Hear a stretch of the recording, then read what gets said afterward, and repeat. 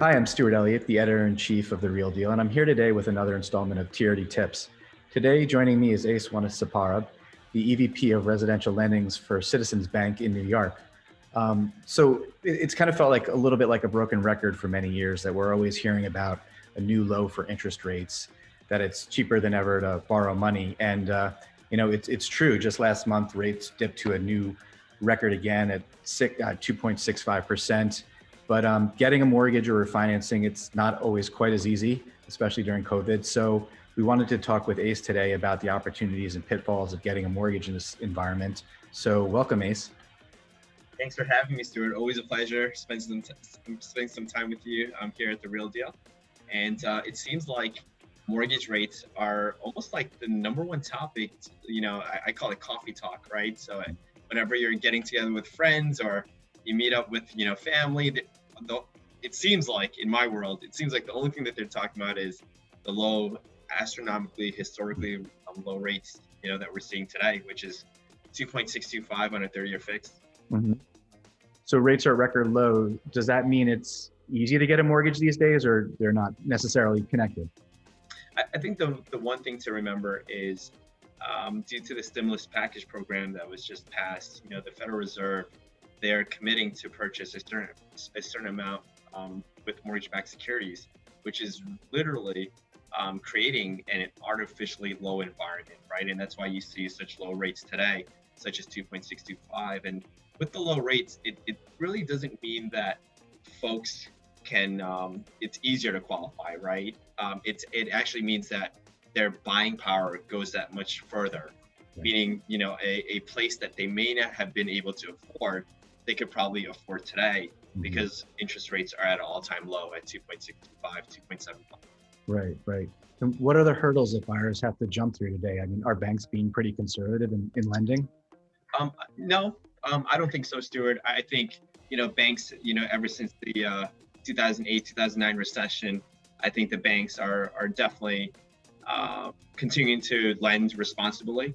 I think as long as you have good credit, good income, good assets, we're still looking at reserves to make sure that clients have enough reserves above and beyond the down payment.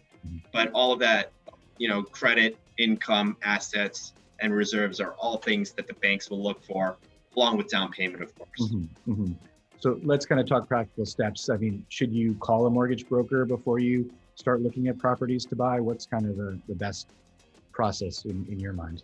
Oh, definitely, Stuart. I think that's one of the most important things to do, right? Because before you go out and meet with an agent or even speak to an attorney, you want to know what your buying power is, right? You want to make sure that you speak to a loan officer, explain to them what your cash flow, your comfort level is in terms of your cash flow monthly basis is, and really you want to go there with a proper pre-approval document to show the seller that you've been pre-approved by bank. You've gone through all of the necessary steps in terms of checking your credit, reviewing your W-2s, if you're self-employed, your tax returns, making sure that your bank statements show enough for the down payment and reserves as well. And how much documentation are lenders asking for these days? Is it more than normal? Like, are you seeing issues relating to people's employment status being in flux because of COVID, or their businesses, or even where they're living? Since people are, some people are have decamped from New York City, for example.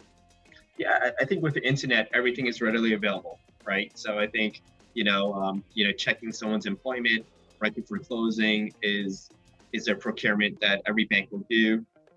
Again, whether it's the ability to check bank statements and having the authorization for customers to make it more seamless is something that's been advanced throughout I guess the mortgage process and with technology and all of that. But in regards to what are banks doing today, it's the same process that we were doing even pre-COVID, right? Which is really collecting the documentation that's needed necessarily to approve a person for a mortgage.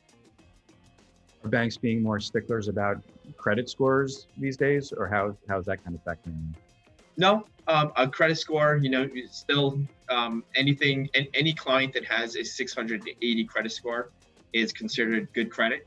Obviously, there's programs for all different folks in terms of different credit spectrums, but credit scores are still something that is a deciding factor on getting a mortgage. But it's only one factor of the overall sort of credit profile, right? Mm-hmm. Mm-hmm. Are there things that are causing people to get rejected today? Anything different from before? Not necessarily, Stuart. I think with the pandemic, there have been clients that have been furloughed, but of course, the bank, we are working with folks that have been furloughed.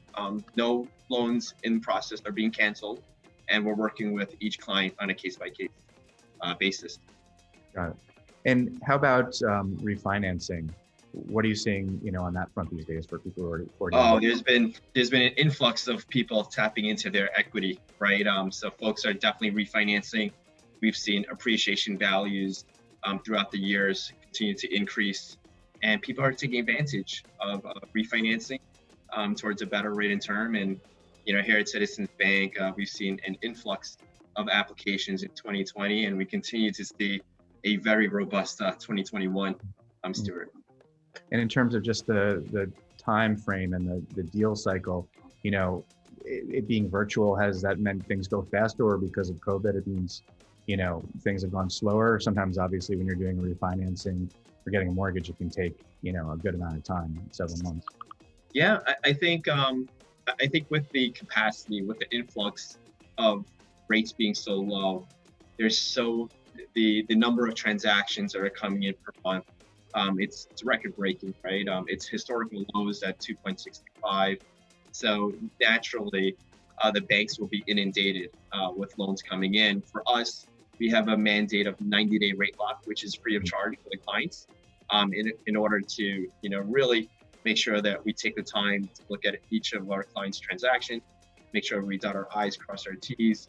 And a refinance transaction will take 90 days. On a purchase, depending on contingency dates, things of that nature, we're still at a very, very, great turn time at 60 days, Stuart, especially here in New York, right? So. And last thing, Ace, I know you don't have a crystal ball, but can we expect rates to stay this low? I think, I started the conversation by saying the Federal Reserve has committed to purchasing a certain amount of mortgage-backed securities. As long as that continues, rates will stay considerably low. But I think, look, nobody has a crystal ball. I can't really say, whether rates will go up or down. But I will say this, we are in an environment where folks need to take advantage, right? Home prices are correcting themselves around the country, depending on where you are. Suburbs are now having a sort of a second life, call it what you may, with COVID. But I think sellers are now, in the stage where they're more realistic. You're seeing prices being corrected.